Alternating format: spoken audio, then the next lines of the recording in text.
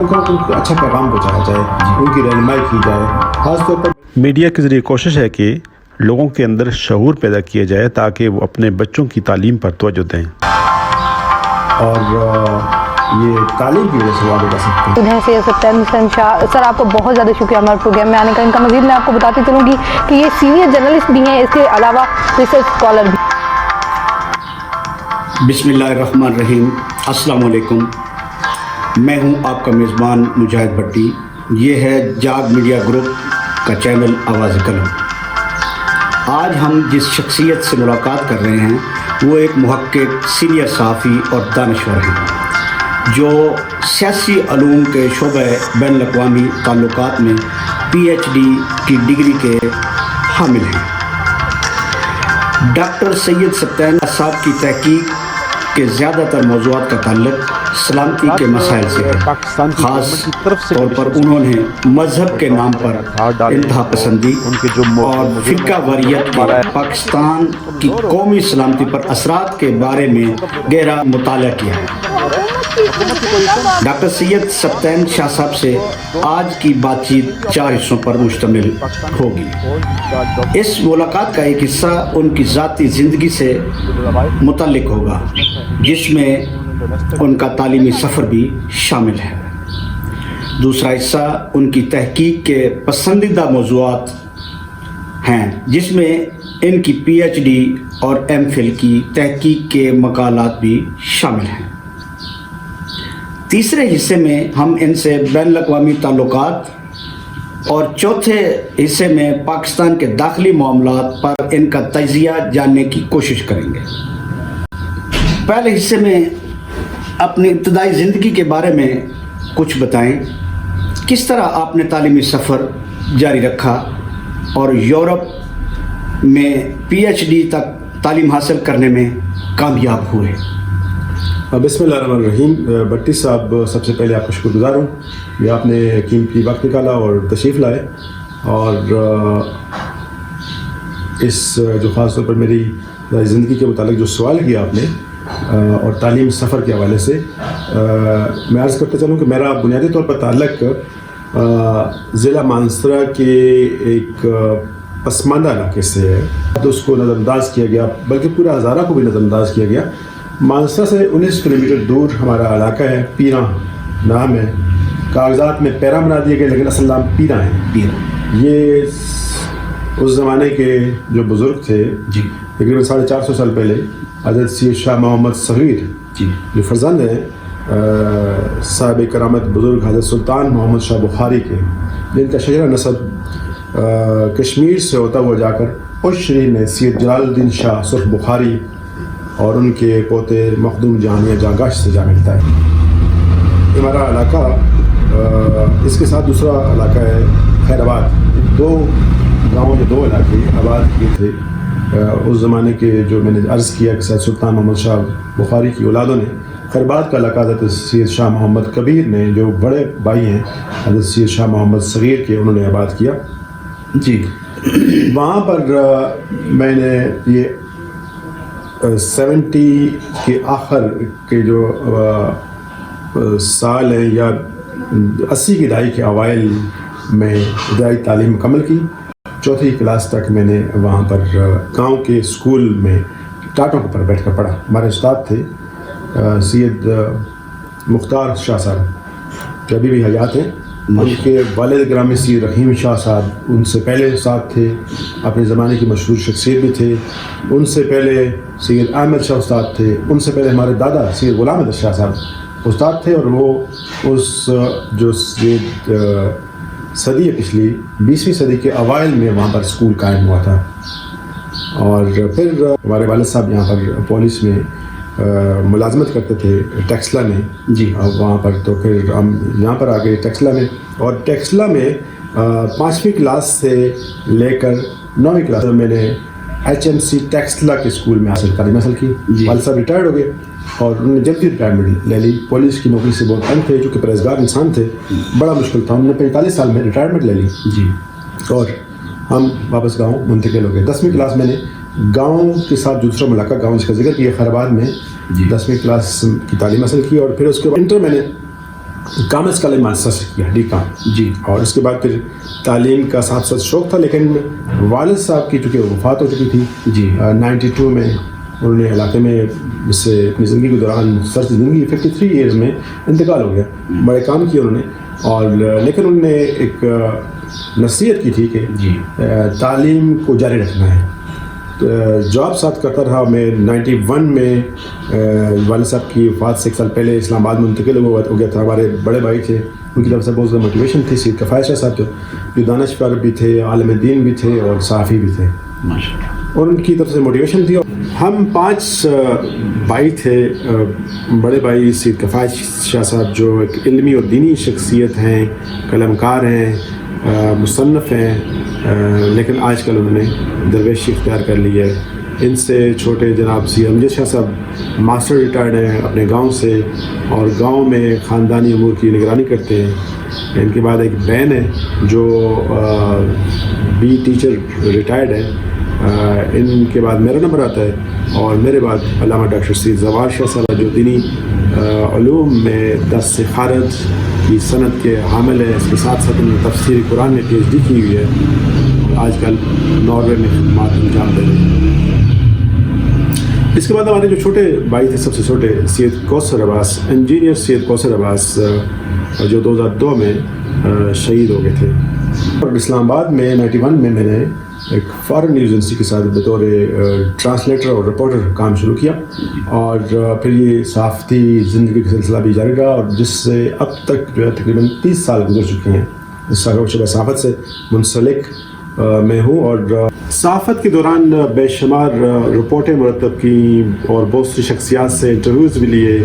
اب early 1990s کی بات کی جائے تو سابق صدر غلام اسحاق خان جو اس وقت پاکستان کے پریزیڈنٹ تھے، ان سے انٹرویو لیا. بینظیر بھٹو صاحبہ کا بطور وزیر اعظم کئی دفعہ انٹرویو لیا، اور اس کے بعد بطور اپوزیشن لیڈر انٹرویوز لیے ان کے. سابق وزیر اعظم نواز شریف صاحب کا ان کی وزارت عظمیٰ کے دوران اور پھر بعد میں بھی انٹرویوز لیے، اور تقریباً 3 دفعہ سابق صدر جناب پرویز مشرف کے انٹرویوز لیے. 2 دفعہ تو پہلی دفعہ ان کا as a chief executive interview لیا، پھر وہ پریزیڈنٹ پاکستان بنے اس وقت ان کا انٹرویو لیا پریزیڈنٹ ہاؤس جا کر. پھر جب وہ ریٹائرڈ ہو گئے اور باہر چلے گئے، اور باہر بھی ان کا ایک دفعہ انٹرویو لیا. اس کے علاوہ جن شخصیات کا اب تک انٹرویو لے چکا ہوں، ان میں سابق صدر فاروق لغاری، سابق صدر آصف علی زرداری اور موجودہ وزیر اعظم عمران خان بھی شامل ہیں. شعبہ صحافت میں مجھے کافی حوصلہ افزائی ملی، بہت سے لوگوں نے ہمت افزائی کی. مجھے اس دوران خصوصی ایوارڈز بھی ملے بطور صحافی. مثال کے طور پر پاکستان یونین ناروے کی طرف سے 2009 میں ایک ایوارڈ ملا بہترین صحافی ہونے کا. 2009 میں اسلام آباد راولپنڈی ویلفیئر سوسائٹی کی طرف سے ایوارڈ ملا. 2018 میں خلج فاؤنڈیشن کی طرف سے ایوارڈ ملا جو کہ مانچسٹر برطانیہ میں ہے. 2020 میں حلقہ ارباب ذوق کو لیوٹن برطانیہ کی طرف سے ایوارڈ ملا. اسی طرح پاکستان یونین ناروے نے 2020 میں جب میں نے ڈگری مکمل کی، ڈاکٹریٹ کی، تو اس پر ایوارڈ دیا. باقاعدہ ایک تقریب منعقد کی جس پر میں پاکستان یونین ناروے کے چیئرمین چودھری قمر اقبال کا شکر گزار ہوں. ساتھ ساتھ تعلیم کا سفر بھی جاری رہا. اگرچہ مشکلات بہت زیادہ تھیں، بہت زیادہ وقفے سے میں نے تعلیم کا سلسلہ جاری رکھا. گریجویشن کی، اس کے بعد پھر شوق ہوا چونکہ میں ایک بصیر جرنلسٹ ہوں تو مجھے ضرور ماس کمیونیکیشن میں یا جرنلزم میں ماسٹر کرنا چاہیے. تو پھر میں نے ماسٹر کیا، MSc کی ماس کمیونیکیشن میں، اور اس دوران بیرونی سفر بھی جاری رہے. میں ناروے بھی گیا، میں مختلف دیگر یورپی ممالک کیا، اور وہاں پر بھی ساتھ ساتھ چونکہ صحافتی کاموں کا سلسلہ جاری رہا. اور پھر یہ ایک شوق تھا کہ تعلیم کو درجے تک پہنچایا جائے، چونکہ والد صاحب کی خواہش تھی، اور پھر والدہ صاحب کی دعا تھی، گھر والوں کی طرف سے موٹیویشن تھی. میری اہلیہ نے بہت بڑا کردار ادا کیا. بچوں نے خاص طور پر میرے لیے مسائل نہیں پیدا کی بلکہ آسانیاں پیدا کی کہ میں اپنی تعلیم کو، شوق کو جاری رکھ سکوں. ہمارے پیشواؤں کی نگاہ اور والدہ صاحبہ کی دعا شامل حال رہی، اور ہمارے عزیز دوستوں، رشتہ داروں اور بھائیوں کی طرف سے بھی بہت زیادہ حوصلہ ملا. یا اللہ ان پر دینی اور دنیاوی میدانوں میں اور پی ایچ ڈی کی ڈگری کے اصول میں میرے یہ تمام عوامل جو کار فرما رہے ان کی وجہ سے میں پی ایچ ڈی کی ڈگری حاصل کی. اس میں سب سے بڑھ کر یہ بات ہے کہ اللہ نے خاص کرم نوازی کی. 2014 دسمبر 2014 میں نے نیشنل ڈیفینس یونیورسٹی اسلام آباد میں ایم فل کی ڈگری انٹرنیشنل ریلیشن مکمل کی. جی. اور میرے جو کورس ورک کے علاوہ جو تحقیقی مقالہ ہوتا ہے آخری تھیسس جسے کہتے ہیں اس کا عنوان تھا impact of sectarianism on national security of Pakistan. تو چونکہ ایم فل کی ڈگری بھی ایک ریسرچ ڈگری ہے اور میرے ریسرچ کے جو موضوعات ہیں میرے دلچسپی کے جو موضوعات ہیں تحقیق کے حوالے سے ان کا تعلق سلامتی سے ہے, سیکیورٹی سے ہے, یہ انتہا پسندی, فرقہ واریت, دہشت گردی, ان تمام جو موضوعات ہیں یہ ان کا تعلق قومی سلامتی یا سلامتی سے. ایم فل کی ڈگری حاصل کرنے کے بعد یہاں پر ذکر کرنا بہت ضروری ہے کہ ہمارے جو استاد تھے بریگیڈیئر ڈاکٹر محمد خان صاحب جی جو آج کل اسلامی یونیورسٹی پروفیسر اس کو نیشنل ڈیفینس یونیورسٹی میں ہیڈ آف ڈپارٹمنٹ تھے آئی آر کے. جی. ان کی طرف سے بہت زیادہ موٹیویشن تھی, تمام طلبہ کو وہ موٹیویٹ کرتے تھے, حوصلہ افزائی کرتے تھے. سو اس کے بعد پھر میں نے پی ایچ ڈی کے لیے داخلے کی کوشش شروع کر دی. پاکستان میں بھی جو گیٹ ٹیسٹ جو بڑا مشکل ٹیسٹ تھا, بہرحال یہ تمام کوششیں کار فرما ثابت ہوئی اور پشاور میں مجھے ایڈمیشن مل گیا پشاور یونیورسٹی میں ایریا اسٹڈیز سینٹر میں پی ایچ ڈی کے لیے. سینٹرل ایشیا پہ وہ بہت زیادہ کام کر رہا ہے سینٹر جو ایریا اسٹڈی سینٹر ہے سینٹرل ایشیا, چائنا, افغانستان پہ. 2 ماہ وہاں پر گزارنے کے بعد میرا ایڈمیشن ایکسیپٹ ہو گیا باہر یورپ میں. جو سینٹرل یورپ کے ملک پولینڈ میں یونیورسٹی آف وارسا ہے, دارالحکومت کے اندر سب سے بڑی یونیورسٹی ہے. یہ پورے ملک کے اندر سب سے جو پرانی یونیورسٹیوں میں شامل ہے, سرکاری یونیورسٹی ہے. وہاں پہ ایڈمیشن ملا انٹرنیشنل ریلیشنز میں. اور باہر چونکہ جو پولیٹیکل سائنس اور انٹرنیشنل ریلیشن یہ کمبائنڈ اسٹڈی ہوتی ہے, اس کو ایک ہی سمجھ جاتا ہے, پولیٹیکل سائنس کی برانچ ہے انٹرنیشنل ریلیشن. تو 2015 نومبر 2015 میں وہاں پر کلاسز شروع ہوئی اور یہ جولائی 2020 میں میرا ڈیفینس ہوا اور یہ ڈگری مکمل ہوئی. اس دوران نہ صرف پولینڈ کے اندر جو پی ایچ ڈی لیول کے کورسز تھے تقریباً اس کے 60 سے اوپر کیریڈٹ ہاورس کورس ورک کیا. بے شمار اس میں کورسز شامل ہیں. انٹرنیشنل ریلیشن کا کورس ہے, انٹرنیشنل لا کا کورس ہے. اس میں پھر میں اس دوران بیلجیم بھی گیا. اسی جو تھا ایراسمس کا پارشل اسکالرشپ تھا. بیلجیم کی بہت بڑی یونیورسٹی ہے کیتھولک یونیورسٹی آف لیون. وہاں پر میں نے 3 کورسز کیے, تقریباً 1 سال کا عرصہ وہاں پر رہا. پیس اینڈ کانفلکٹ اسٹڈی ہے, یورپین فارن پالیسی ہے, اس کے علاوہ یورپین انٹیگریشن ہے, European international relation after world war second ہے. تو بہرحال وہاں سے بھی میں نے کورس مکمل کیے, واپس وارسا پولینڈ آیا.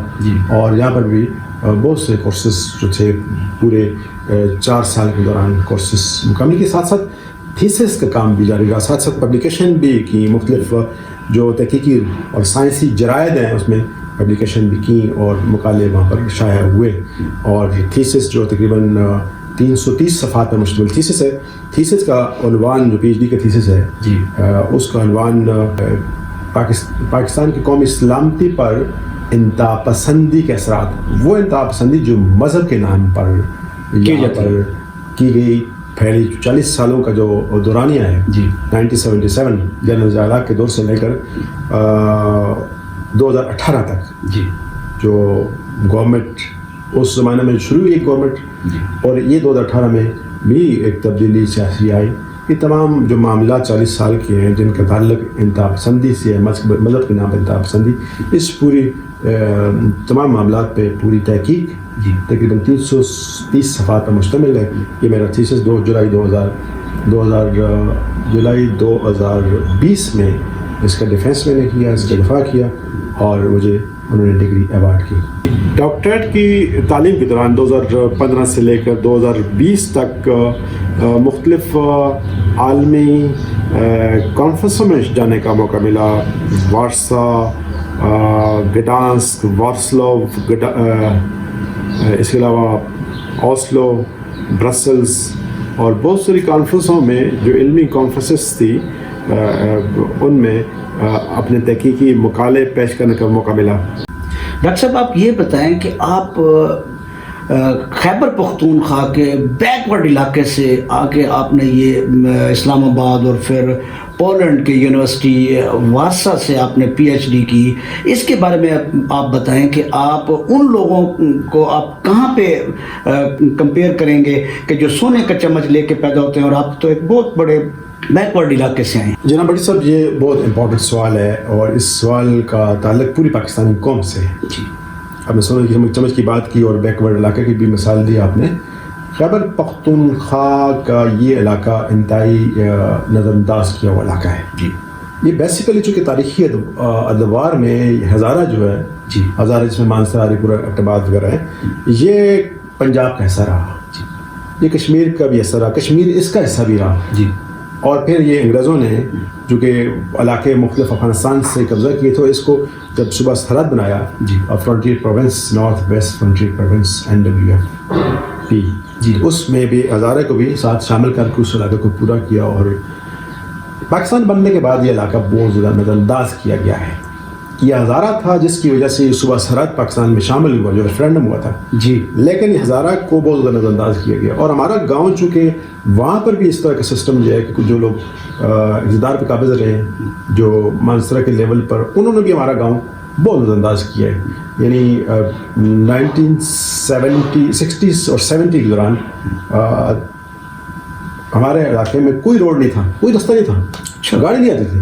کچھ بزرگ اس دنیا سے جا چکے ہیں, خوب اب بھی موجود ہیں کہ جنہوں نے ایک پوری ٹیم تیار کی. ہمارے والد صاحب بھی اس میں متحرک تھے جی اور اس ٹیم کے جو سربراہ تھے ان میں وہ شامل تھے. یہاں سے لے کر یہاں سے سامان لے کر گینتیاں بیلچے لے جا کر وہاں پر لوگوں کو موٹیویٹ کرتے تھے. جی سید مصنف شاہ صاحب بھی شامل تھے, سید کفایت شاہ صاحب جو ماسٹر ہیں پنجالی والے وہ بھی شامل تھے. جی سید منظور شاہ صاحب باڑی والے جو پشاور میں ٹیچر تھے وہ بھی شامل تھے. تو ان کی ممبر مسکین ممبر جو تھے وہاں کے علاقے کے عوام برادری سے وہ بھی شامل تھے.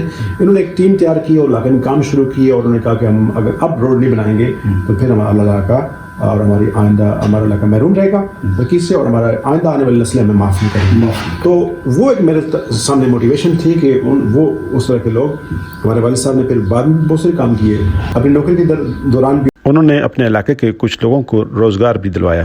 اور پھر ریٹائرمنٹ کے بعد انہوں نے مسجد بنائی جس میں سنی شیعہ دونوں نماز پڑھتے ہیں. 92 میں وہ اپریل 92 میں جمعۃ الوداع والے دن دنیا سے رخصت ہو گئے. آپ کے والد صاحب 53 ایئرز ان کی ایج تھی. جی اور لوگ آج تک ان کی ارمان کرتے ہیں کہ ایسی شخصیت دوبارہ پیدا ہو جائے جی ہمارا علاقہ ترقی کرے, خوشحالی ہے. یہ ایک موٹیویشن تھی جی والد صاحب کی طرف سے بھی.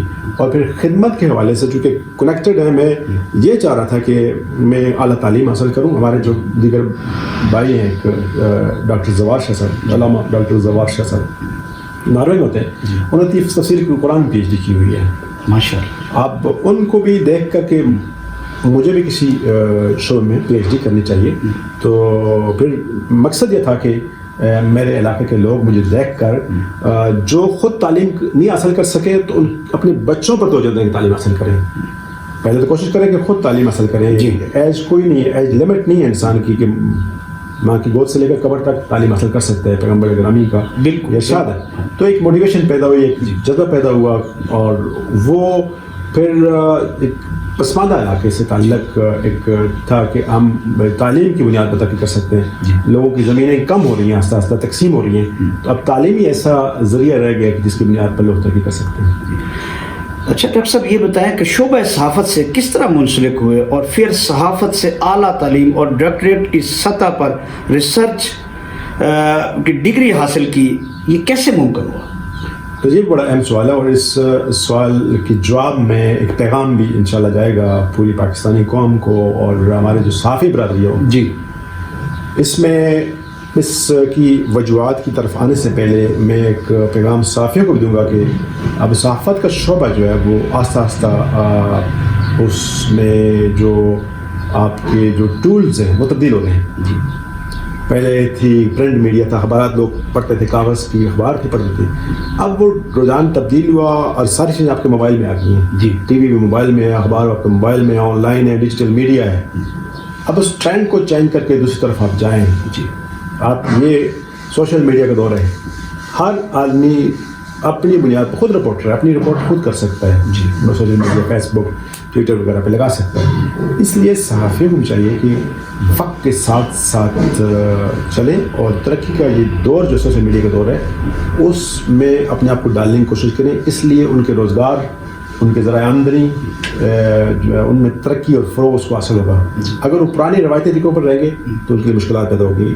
मैंने शोबा सहाफ़त मैं जब अपने काम शुरू किया 91 में जी, उस वक्त सहाफ़त का शोबा बड़ा अरूज पर था और ये अरूज इसका तवील अरसे तक रहा है। सोशल मीडिया जब तक नहीं आया बतौर सहाफ़ी आपकी एक कदर थी, आपका एक मकाम था। तो इसको भी मैंने सोचा कि अभी चूँकि ज़िंदगी के मराइल मुख्तलिफ तय हो रहे हैं, तजर्बा एक इसमें है, साथ साथ क्यों ना मैं बैसियत रिसर्चर काम कर सकूँ, बैसियत उस्ताद किसी यूनिवर्सिटी में पढ़ा सकूँ। तो उसके लिए PhD की डिग्री बहुत ज़रूरी थी जी। डॉक्टर साहब आप ये बताएं कि आपका आइडियल कौन है, ख़ास तौर पर से आप किससे मुतासिर हैं? बट सर जी भी बड़ा इम्पोर्टेंस वाले, इससे भी इंसान को सबक मिलता है कि बैसियत इंसान और बैसियत मुसलमान अगर आइडियल की बात की जाए तो पैगम्बर गिरामी की ज़ात मुक़द्दस वाली आइडियल है। क्या जो पैगम्बर गिरामी ने नबुव्वत के ऐलान से पहले जी 40 साल के दौरान ज़िंदगी गुजारी है, अमली तौर पर साबित किया है और मुखालफिन ने कहा कि ये अमीर और सादक है। ये दो चीज़ें बहुत इंपॉर्टेंट है और सारी ज़िंदगी इस पर मबनी होनी चाहिए। अगर हो सके इस पर तो तमाम मामला ठीक हो जाएंगे। यानी अगर आप सच्चाई से काम लें और दयानतदारी से काम लें तो आप माशरे को सुधार सकते हैं जी। अब माशरे के एक फ़र्द जो है वो एक इकाई बनाता है, एक ख़ानदान इकाई बनाता है। एक फ़र्द और अफराद को मिलकर एक ख़ानदान है, ख़ानदान माशरा बनाते हैं। और माशरे में सच्चाई दयानतदारी हो जाए तो मेरी पाकिस्तान की मिसाल दी जाए तो माशरा सुधर सकता है। तो पैगम्बर गिरामी की ज़ात सबसे पहले आइडियल है। फिर हमारे वालिद साहब जी, तो उन्होंने बड़ा अच्छा दर्स दिया। उन्होंने कहा कि अगर आप किसी के साथ नेकी नहीं कर सकते तो बुराई कभी ना करें। क्या बात, बड़े पावरफुल इंसान थे अपने इलाके में, लेकिन बच्चे से भी जब मिलते थे तो जी करते थे, लोगों से प्यार करते थे। जब उनकी वफात हुई तो हमारे गांव के जो गरीब तरीन लोग हैं जी, जो सबसे पसमानदा तबका है जी, उनकी आंखों में आंसू थे। आज भी आप गांव के जो पैसे मुख्तलिफ पैसों से लोग हैं जी, उनसे बात करें तो उनकी आंखों में आंसू आ जाएंगे। तो वो उनको खुदा ताला मज़ीद ज़िंदगी देता, हमारा इलाका तरक्की करता। ये आइडियल थे। फिर हमारे जो परदादा थे सैयद अहमद शाह, जिनको नंबरदारी मिली थी जी, वो आइडियल है मेरे कि उनकी ज़िंदगी पर नज़र डाली जाए। उनके वाक़या एक बहुत मशहूर उनका रवैया है जी कि वो 3200 कनाल ज़मीन थी उनके पास। 3200 कनाल ज़मीन थी। सबसे पावरफुल इंसान थे जी। उनके जो ताया थे उन्होंने उनको उस इलाके की ज़ैलदारी दी थी जी। इतना पावरफुल इंसान होने के बावजूद जी लोगों के साथ प्यार इतना ज़्यादा था कि मस्जिद के साथ मुसाफिर खाना बनाया हुआ था उन्होंने जी। और मुसाफिर खाने में जो लोग पैदल अपने बाद मानसरा से कश्मीर की तरफ जाते थे तो वहाँ पर रात को ठहरते थे। अच्छा, रात के अंधेरे में खाना भेजने के बाद खुद चले जाते थे और लोगों के पाँव दबाते थे। ये नहीं क्या मैं बता रहा हूँ, पाँव दबाते थे। मुसाफिरों को जो मसाकीन गुजरते थे वहाँ रहते थे रात को जी, उनके पाँव दबा रहा है गाँव का एक सरबराह है, उस इलाके का आकम है और वो रूप बदल कर जाता है। क्या बात, काम करता है, क्या बात, ये काम करता है। तो वो आइडियल खिदमत जो है वो उसमें इंसानियत है। खिदमत में खुदा ताला इंसान की कामयाबी, उसकी खुदा ताला ने कामयाबी को उसके अंदर पहनान किया है। आजिज़ी इनकसारी जो हमें दर्स मिला है मोहम्मद वाले मोहम्मद से, ये दर्स है। यानी खिदमत का ये अंदाज़ जी, ये अंदाज़ जो है वो पसंद है। आप दूसरे को जगह दे दें, दूसरे को मकाम दे दें, खुद आजिज़ी इनकसारी इख्तियार कर लें, अल्लाह ताला आपके मकाम को बढ़ा देगा। ये एक मेरे लिए बहुत बड़ा सबक है। ज़बरदस्त। अच्छा डॉक्टर साहब ये बताएं, आपने अपने इलाके में फलाही कामों में दिलचस्पी ली है, ख़ास तौर पर आपने मीडिया के ज़रिए अपने इलाके के मसाइल को उजागर किया है और अब सोशल मीडिया के ज़रिए भी अपनी रहनुमाई फरमा रहे हैं। कौन से अवामिल हैं आपको इस तरफ जिन्होंने माइल किया है? جیسا کہ میں نے عرض کی، ایک تو والد صاحب کو ہم نے دیکھا، پھر ہمارے چاچا جو تھے سید رفیق حسین شاہ، جو گاؤں میں رہتے تقریباً 40-50 سال تک انہوں نے خدمت کی ہے، بحیثیت علاقے کے سرپرست خدمت کی ہے، ان کو بھی دیکھا ہم نے. جی. اپنے بعد میں نے ذکر کیا ہمارے پردادا سید احمد شاہ، ان کو دیکھا تو نہیں ہے لیکن جی ان کا ذکر سنا ہم نے کہ انہوں نے یہ کام کیے ہیں. پھر ہمارے دادا سید غلام حیدر شاہ اور ان کے بھائی سید کریم حیدر شاہ، یعنی مستاجر باجی یا میاں باجی کہتے تھے. ان کے بڑے بھائی سید قدرت شاہ اور ان کے دوسرے بڑے بھائی سید گل حسن شاہ انتہائی سماجی حوالے سے متحرک شخصیات تھے. انہوں نے خدمات انجام دی. ہمارے دادا کی وفات کے بعد ہمارے خاندان کو ہماری دادی اماں نے سہارا دیا. ہمارے تایا سید فرید شاہ، ہمارے والد سید امداد حسین شاہ، چاچا سید عاشق حسین شاہ، سب سے چھوٹا چاچا سید رفیق حسین شاہ نمبردار. میرے اور خاندان کے دیگر میرے ہم عمر افراد کی تربیت میں ان لوگوں نے بڑا کردار ادا کیا ہے. ہمارے خاندان کے افراد اس وقت بھی سیاسی و سماجی حوالے سے علاقے میں متحرک ہیں. مثال کے طور پر سید منیر شاہ صاحب ہیں، سید نوید حسین شاہ ہیں، ڈاکٹر ضمیر شاہ صاحب ہیں اور امجد شاہ صاحب. پھر ویسے بھی آپ کو فرض بنتا ہے، آپ جس مٹی سے تعلق ہے اس کے قرض ہوتا ہے. جی. انسان کوشش کی، ہم تو کچھ میں اب تک کچھ نہیں کر سکا لیکن تھوڑی بہت کوشش ہے کہ میرے پاس جو علم ہے، میرے پاس جو وسائل ہیں، جی اس کے ذریعے اگر کوئی پریکٹیکل نہیں کر سکتا، ان کو اچھا پیغام پہنچایا جائے، ان کی رہنمائی کی جائے. خاص طور پر میڈیا کے ذریعے کوشش ہے کہ لوگوں کے اندر شعور پیدا کیا جائے تاکہ وہ اپنے بچوں کی تعلیم پر توجہ دیں، اور یہ تعلیم کی وجہ سے وہ آگے جا سکتے ہیں. تو اس طرح ہم کنیکٹڈ ہیں. میں نے اخبارات کے ذریعے جو زمانے میں خبر اخبار تھی 2002 کی بات ہے، ہم نے پورا پہلے پیج پر خبر اخبار کو جو صبح سرات کا ایڈیشن تھا زمانے میں، اس میں پہلے صفحے پر پہلی سرخی شامل ہوئی ہمارے گاؤں کے مسائل کے حوالے سے. 60 آدمی کی تصاویر لگی، کمنٹس دیے. ہمارے دوست اعظم خان نیازی وہاں پر تشریف لے گئے، عبدالودود قریشی صاحب نے تعاون کے اس پر ایڈیٹر تھے. تو اس کا بڑا اثر ہوا. اور پھر اس وقت مانیٹرنگ ٹیم کی مانسا ڈسٹرکٹ میں کرنل انچارج تھے، انہوں نے دورہ کیا ہمارے علاقے کا، اور انہوں نے 4 کلومیٹر علاقے کے روڈ کی منظوری کی. لیکن لوگوں کی طرف سے اس کو پیچھا نہ کیا گیا، تو 4 کلومیٹر سے 2 کلومیٹر ہوا، 2 کلومیٹر سے بلا کر 1 کلومیٹر پریکٹیکل ہوا. اس کے علاوہ میں ہمارے دوست سینٹر مشاہد حسین سید، ان کو وزٹ کرایا علاقے کا. انہوں نے بھی ہمارے علاقے کو دیکھا، پسماندہ علاقہ ہے. اس زمانے میں 2005 کی بات ہے غالباً، انہوں نے 25 لاکھ کا فنڈ دیا اور 2 کلومیٹر روڈ بھی کیا. آدھا روڈ مکمل ہوا، ٹھیکیدار بھاگ گیا، اس نے رشوت دے کر محکمے میں اپنے ٹینڈر کی منظوری کرا لی. لوگوں نے پیچھا نہیں کیا، میں باہر چلا گیا تھا اور وہ کام آدھا رہ گیا. بجلی کا پروجیکٹ تھا تقریباً 5 لاکھ کا، وہ مکمل ہوا جاتا ہے. تو اس طرح یہ ہمارے سب کو فرض بنتا ہے کہ ان کے پاس جتنی بھی دسترس ہے، وسائل ہیں، اپنے علاقے کو توجہ دیں اور لوگوں کے کام آئیں.